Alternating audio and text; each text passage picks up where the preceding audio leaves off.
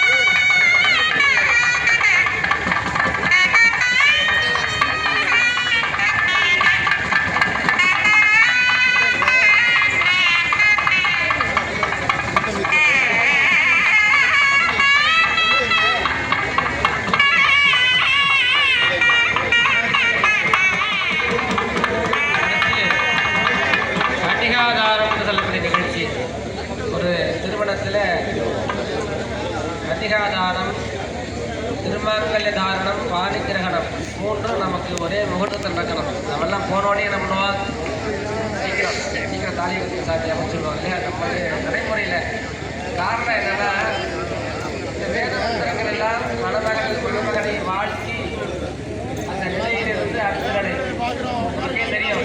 School முடிச்சுட்டு அடுத்து college போகணும்னாக்கா ஒரு சின்ன தரங்கள் ஏற்படும்.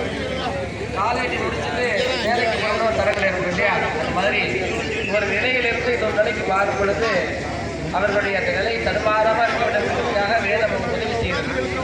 அப்படி பெருமாளுடைய இந்த நிகழ்ச்சியில் கன்னிகாதானம் என்று சொல்லக்கூடிய நிகழ்ச்சி. இந்த கன்னிகாதானம் அப்படின்னா சிறப்பு உலகத்தில் எல்லாரும் சிறப்பாக இருக்கின்றது. சொன்னார், யாவருக்குமாம் இறைவனுக்கு பற்றில்லை. அப்படி நமக்கு அதிகமாக இருக்கின்ற அதிகம் தானமாக கொடுப்பதெல்லாம் ஒரு பெரிய சிறப்பு இல்லை. நம்ம வீட்டில் பிறந்த பொண்ணை வேறொரு வீட்டில் நம்ம தானம் பண்ணி கன்னிகாதானம் தான் சிறப்பு வைக்கிறோம். அன்னதானம்னா அன்னதானத்துக்கெல்லாம் எப்படி சிறப்பாக நடந்தது அன்னதானம். அந்த அன்னதானம்லாம் நமக்கு கோடி புண்ணியம் கிடைக்கிறது அப்படின்னு சொல்லுவாங்க. அதை விட சிறந்தது என்ன அப்படின்னா கன்னிகாதானம் சொல்லப்படுகிறது. காரணம் என்னன்னா,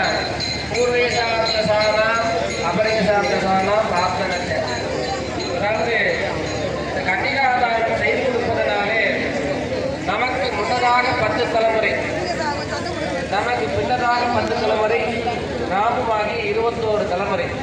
அதாவது 10 தலைமுறைக்கு சொத்து சேர்த்து வச்சுட்டு போவோமா, அடுத்த தலைமுறைக்கே நம்மளால சொத்து சேர்த்து வச்சு போக முடியாது.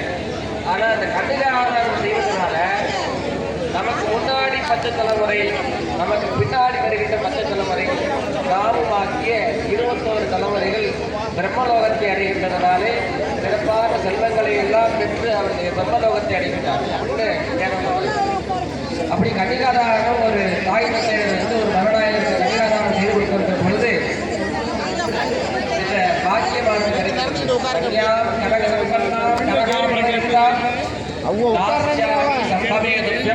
கிடைக்கிறது. பொன்னினால ஆபரணத்தை அடைத்துக் கொண்டிருப்பதாகவும் பொன்னின் இடத்திலே ஒன்றவளாக இருக்கின்ற இந்த மரணாகியை, இந்த மரணாயகராக இருக்கின்ற சுந்தரேஸ்வர பெருமானுக்காக கன்னிகாதாரம் செய்திருக்கிறோம். சேர்த்து என்ன சொன்னோம்?